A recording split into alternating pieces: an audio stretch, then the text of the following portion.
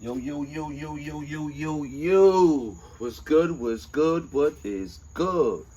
Garden and Knicks podcast. None other than your boy Tone Wu. We here, and the Knicks is lit, baby. We gonna just call this one the Breakout. You know what I'm saying? And before I even get started, want to give a shout out to all them Knicks platforms out there. First and foremost, man, it's the Knicks. He's not on the air anymore, but we still gonna give him his due diligence and his flowers, because that's the show where I come from and the show that started a lot of other people on these platforms. Second, we're gonna go with Uncle Freezy and Blanche Tears. Legion of Knicks podcast, Nothing But Knicks, Knicks and Bruises, Tony Crow and them. JD Sports Talks, For the Love of the Game podcast, Knicks for Life, No Haters, Gunk, Minty Sports. What else we got over there? We like I said, there's so many of us. You just go into the YouTube search bar and you put in Knicks podcast, and all of us gonna pop up because we're the greatest franchise in the world, right? Now, I want to get into it. In my last video, like I said, I gave a lot of my opinion on what I've been seeing from the three rookies standouts in the summer league and Obi Toppin. But I also want to talk on, how I think this team is going to gel moving forward with the roster we have now with Kemba Walker, Derrick Rose, and, with these new contracts with Nerlens and Alec Burks and all that, how they going to play out. Because let me explain something to you. In my opinion, when players are playing for a contract, they play a whole lot different than when they're not playing for a contract. Doesn't mean that, it's a negative. All I'm saying is, it's a little bit more grit there when you're playing for that bag. You know what I'm saying? Because you got to secure how you're going to be living. So I just want to see how this team going to gel and everything moving forward. I do want to touch on, I see what the front office has done. And pretty much, like I've said in a couple of virtual chats on a lot of other platforms I've been on, is last year, we had one of the most largest cap spaces that any team in the NBA has had. And, everybody was talking about the Knicks this, the Knicks that, and pretty much what Leon in that front office did was pretty much take that cash and that cap space and invest that into players. Because no matter how well or how, not well you do during the season, you can't really do nothing with cap and cash. You know what I'm saying? So unless you're going to take a salary dump hit for another team and help out another team, which the Knicks aren't trying to do and pretty much staying away from.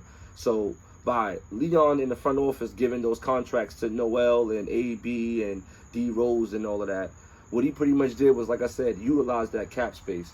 Because coming into this new season, the 22 season, if the Knicks don't perform up to at least somewhat decent expectations, those contracts that he gave out this offseason is very movable and tradable.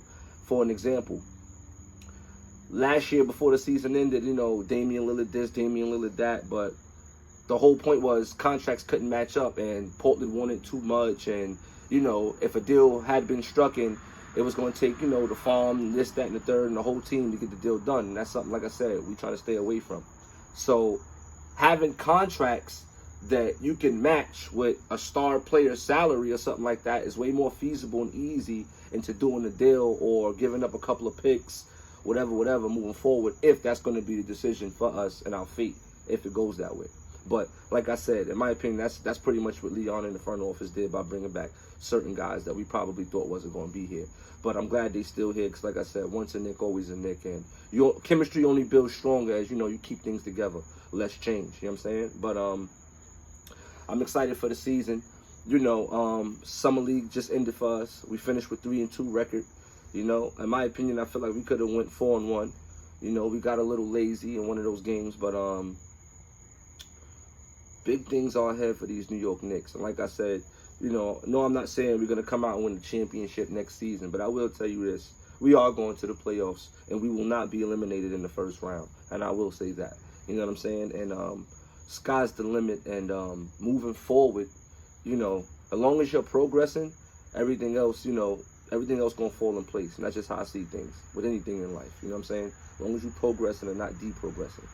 But Julius Randle, I feel like he should average a minimum of 28 to 30 points coming into next season. You know what I'm saying? And with Kemba Walker running the point and Julius not having to have all that responsibility, bringing the ball up the court, then having to initiate the offense, then, to bring some out of the offense, I feel like he should be more efficient and way much more of an offensive threat and a weapon for us. And with Kemba Walker, there's no reason why, you know, on a mediocre season, I see Kemba averaging, you know, 17 and 7. You know what I'm saying? And I'm pretty sure he's going to have much more of a breakout season moving into next season because he has a chip on his shoulder and he has a lot to prove. The boy's home, and he's feeding off that energy that, you know, we provide and brought back to the city and revived the Knicks. So I see Kemba averaging anywhere from between 21 and 23 points a game next season, between 6 and 7 assists.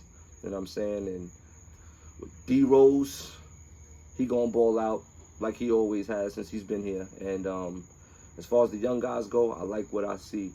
And they're gonna have a lot of good veteran leadership moving forward, and they're gonna pick up a lot of good team ethic habits. So that's pretty much all I got for that.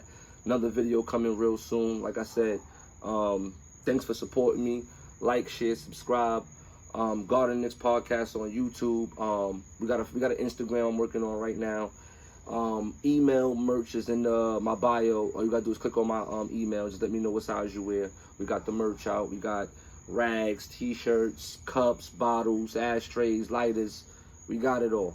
You know what I'm saying? But like, share, and subscribe, like I said, and more heat coming your way. One.